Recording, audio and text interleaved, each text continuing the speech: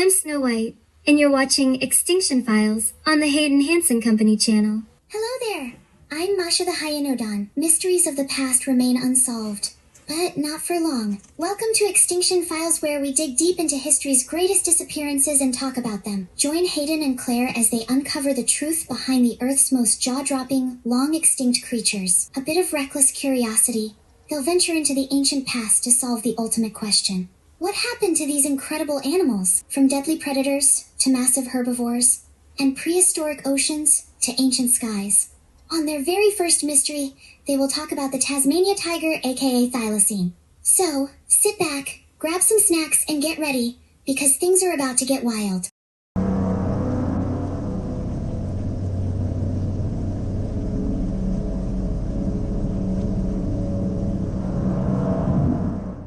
Hello, I'm Hayden. And I'm Claire, on the series premiere of the Extinction Files. Today we're going to be talking about the mysterious extinction of the Tasmanian tiger. Did they really disappear? Alright folks, today we're diving into the mystery of the Tasmanian tiger, also known as the Thylacine. This isn't your average predator though. This animal's got a story of tragedy, conspiracy, and maybe even survival. So another animal mystery, are we going to say it's still secretly alive like Bigfoot? Yeah, I mean, maybe. I don't even know why I ask anymore. Before we get to the meat of the mystery, let's start with the basics. The Tasmanian tiger, despite its name, was not a tiger at all. It was a marsupial, much more closely related to kangaroos and koalas. But don't let that fool you. This thing looked like a cross between a wolf and a tiger. With its dog-like body, it had stripes all down its back and down its tail. It even had a kangaroo-like pouch. It was used to carry its young, like a super creepy backpack. So it was like a striped dog with a baby pouch? That's bizarre. Also, fun fact, its mouth could open up to 90 degrees. Imagine a wolf with a mouth that opens like a Pez dispenser. That's nightmare fuel. That's horrifying. Yeah. The Thylacine was native to Australia, New Guinea, and Tasmania, but it was mainly found on Tasmania by the time the Europeans showed up. When settlers arrived in Tasmania, they brought something that would spell disaster for the Thylacine: sheep. Lots and lots of sheep. As you can imagine, the farmers weren't exactly thrilled when they thought their stock were being hunted by Thylacine. And so, they blamed the Thylacine for the missing sheep, even though wild dogs and human error were just as equally responsible. It's always the wild dogs, man. They never get enough credit. That's true, dogs are sneaky, but the Thylacines, they got a bad rap. This started a brutal campaign against the Thylacines. By the mid-1800s, the Tasmanian government decided to offer bounties for each Thylacine killed. And the public responded with enthusiasm. It was like a real-life monster hunt. Between the bounties, habitat destruction, and competition from settlers' dogs, the population of Tasmanian tigers plummeted. By the early 1900s, they were practically extinct. But the story doesn't end there. There was still one left. Enter Benjamin, the last known Thylacine. The tragedy of Benjamin, the last Tasmanian tiger. Benjamin was captured in the wild and brought to Bomera Zoo in Hobart, Tasmania. And let me tell you, this poor guy had a rough time. No one knew it at the time, but Benjamin was the last of his species. He lived in captivity until September 7th, 1936, when he died, probably due to neglect after being left outside in freezing temperatures. Can you believe that? The last of an entire species and they just forgot about him? It's heartbreaking. They didn't even know how important he was. Exactly. Poor Benjamin just wanted a blanket. With Benjamin's death, the Tasmanian tiger was officially declared extinct. The government even made it official in 1986. Yes, they waited 50 years just to be sure, but was it really the end? Theory 1. The official extinction. Was it really our fault? So, the textbook explanation is that the European settlers sent the Thylacine into extinction with the hunting, habitat destruction, and introduction of new species. So, the textbook explanation is that with the European settlers overhunting, destruction of environment, and introduction of new species, just sent the Thylacines into extinction.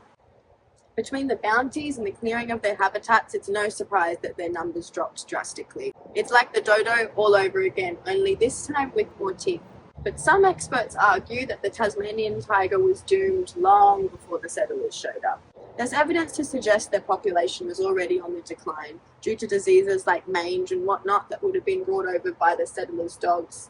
or natural climate change that would have just made it harder for them to survive. So, you're telling me that even without humans, they might have been in trouble? Possibly, but humans definitely sped up the process, like a lot. However, not everyone is convinced Benjamin was the last, which leads us to our next point. Theory 2, the tiger that lived. Did they survive? Is where things get weird.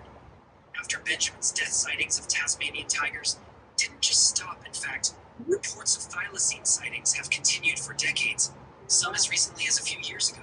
People claim they've seen the elusive animal slinking through the wilderness, usually at a distance, like some kind of marsupial Bigfoot. In 1982, a park ranger named Hans Narding reported seeing a thylacine while he was out on a mission in the wilderness. He described it in great detail, everything, shape, colour, the way it moved, and he was no amateur. He knew the Tasmanian wildlife well. His report wasn't dismissed out of hand at all, and it sparked a massive new re-interest in trying to find the thylacine again. An actual park. Rangers saw one that's legit. Yeah, exactly. This wasn't just some random guy with binoculars. This was a professional. Since then, there has been dozens of alleged sightings, but the proof's been elusive.